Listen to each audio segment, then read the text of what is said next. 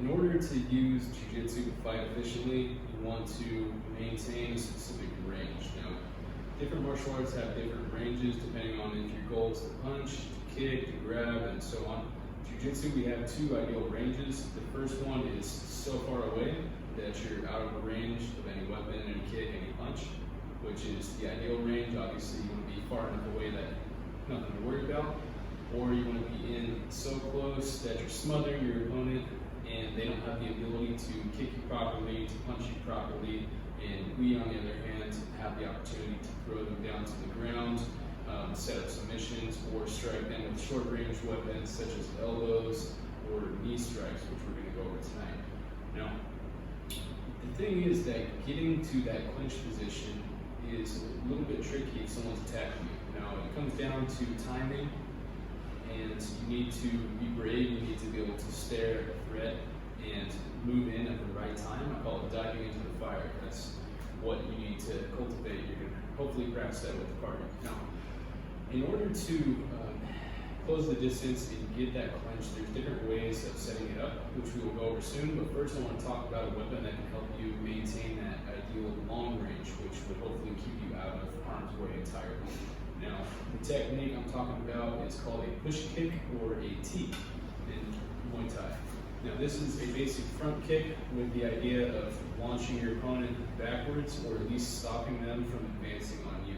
It can be thrown with either leg, front leg or back leg. The rear leg is going to have more power, so be aware of that. The front leg is good for being quick in a pinch to stop them from rushing in on you. Now, regardless of how you decide to use your front leg or back leg, the idea is the same, and the idea is to stay guarded, stay on balance, get your knee up high, and you want to push your leg like you're stomping open a door or something like that. You want to lead with the ball of your foot. Now notice when I did that, I brought my knee back quickly.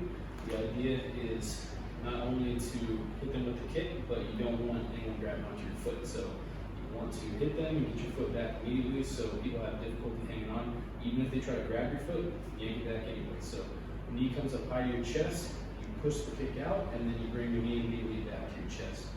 Now, off of the front leg, all you need to do is shift your weight back so you can balance, lift the knee, press it forward, bring it back. Now make sure to set down on balance. Try not to lunge and fall forward. You always want to be balanced. So one more time. Right now my weight's even. See my weight's forward, weight's back. For this, you want your weight back, knee up, press forward, set it down. So one more time.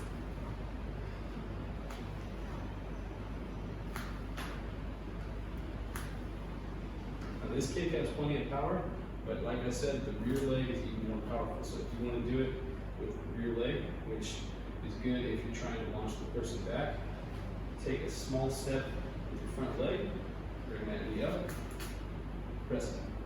Now notice I'm doing an arm swing in a certain guard. The way you want to practice this, whichever leg is kicking, that arm, same side, is going to swing down. It gives a little extra oomph, and it'll help you balance.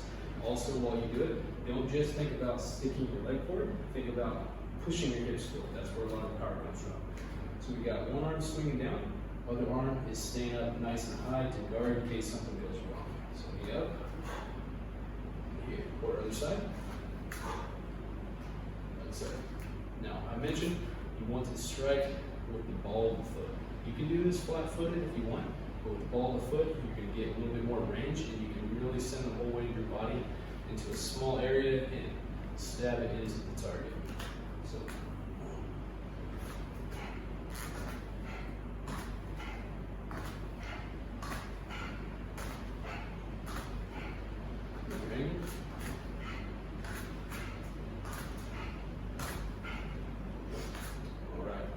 I mentioned this is a good way to keep someone from closing distance. If they try to throw a punch, luckily your legs are longer. All you do is shift your weight back, kick them, keep them at a distance. Sometimes you can stun them with the kick. What I like to do is you can aim for a certain number of different targets. My personal favorites are the lower belly, aim for center mass if you do that, or right at the hip joint. So if someone's coming in to punch you and they get hit in that hip joint or the belly, it's going to knock them off balance a little bit, and they're going to be thinking, whoa, what the heck? And by that time, you're already wrapping them up for a clinch, you're getting out of there, right? So, one more time, knee up, extend it forward. Knee up, extend it forward. One hand swinging, one hand blocking, just in case. Remember, push forward, get your knee back. Push forward, get your knee back.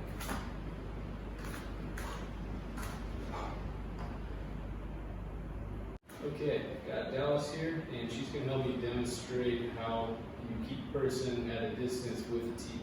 Now, I've got this belly pad on here mainly to protect myself from her devastating knees, but not a bad idea with the Teeps as well. Now, if you keep your stomach tight, working with a partner, you keep those abs flexed, they can practice Teeps on you, you probably won't get too hurt, but definitely don't go full bore on the knees. So you spend several years getting ready for that. So don't do that, you'll get hurt, but this is a good way to explain it. So for the lead Teep, I mentioned you want your weight to come back a little bit, and knee comes up, and you push it out, and this helps keep them at a distance. So what I'm going to do is just walk towards her, and she's going to stop me, right? So I'm trying to get close, she says nope, nope, nope, nope.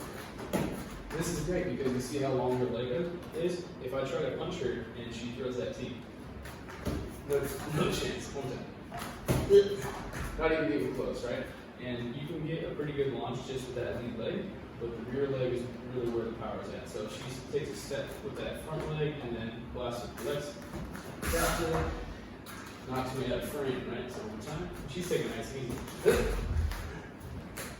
So you get the idea. One fun thing to do is to use your front leg to stop the person, and usually there's a moment of like, what the heck happened, and then you can launch them with the rear teeth. So come forward. Yeah, exactly. So perfect thing to do if someone tries to do a punch.